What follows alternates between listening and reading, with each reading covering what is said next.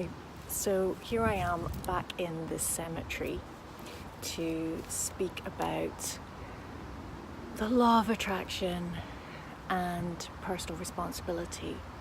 Now, I didn't choose this for any creepy reason. It just happens to be one of the few places where I can come here, where there's not a lot of people. I think it's a good place to sit and think, a good place to put things into perspective. So let me start by giving a little definition of the law of attraction for anybody who doesn't know what that is. The law of attraction is the idea that our external world and our experiences are a reflection, an expression of an internal blueprint. Just in the same way that our DNA is a blueprint and causes us to have eyes of a certain color or physical height or certain characteristics. And this can seem a bit like a double-edged sword, because I heard about the law of attraction when I was at one of the lowest ebbs of my life. So I was in a situation of great financial difficulty, of emotional confusion and conflict, loss of direction, sort of aborted dreams, and just general uncertainty. And somebody said, "Have you heard of the law of attraction?"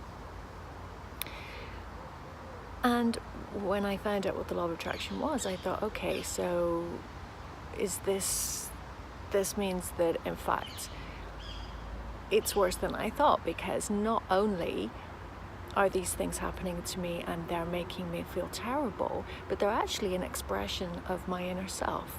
I've literally brought these things on myself. So the problem is way deeper. I can't just say, hey, shit happens in life. These are not random events. And so it was really difficult for me to assimilate it. Another reason I'm going to be honest that I found it difficult to assimilate was the whole language used to speak about the law of attraction, which is very much based on a kind of rose gold soundbite. All those motivational memes and the inspirational quotes that have been written out on a background of a sunset, and then when you've been raised in a certain way, when you've had a kind of respect for rigorous intellectual analysis, it's very easy to look at that stuff and simply to mock it or dismiss it or see it as wishful thinking. Because of course the other side of the concept of the law of attraction is that we are empowered then to bring what we want into our lives. So if it is an imprint, so if our internal self is calling things from the outside to us, calling things into experience from the outside, then that means that we aren't passive victims of an external world that we have no possible help of controlling. We actually have some inner agency, and but by making adjustments we can achieve what we wish.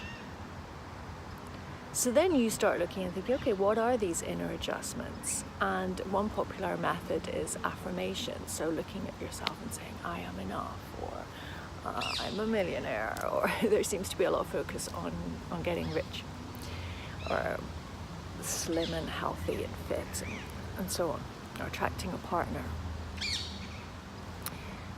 And I think for people outside of California, some of this, the idea of saying an affirmation in the mirror is really uncomfortable. And of course, what you're actually sending out into the universe is just this feeling of discomfort and skepticism and embarrassment. And also, we all know in our dealings with people that it's not what they say, it's how they say it. Somebody can say, I love you in a clipped, dismissive way, and it doesn't make you feel good. And somebody could say, you're not bad, in a way that makes your heart leap. So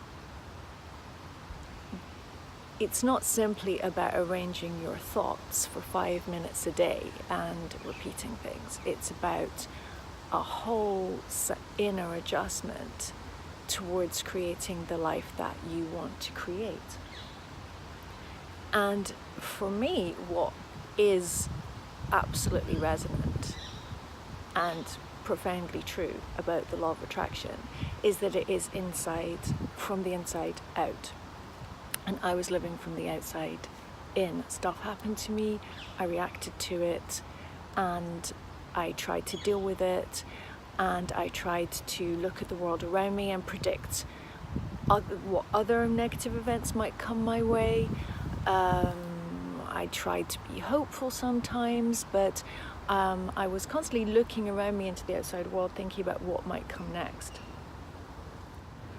So, living from the inside out is about feeling the feeling before the event. So, lots of people think, for example, that they want to be rich. But if you dig deeper, why do they want to be rich? They want to be rich because they want freedom and autonomy in their lives. They want to choose what they do and feel empowered and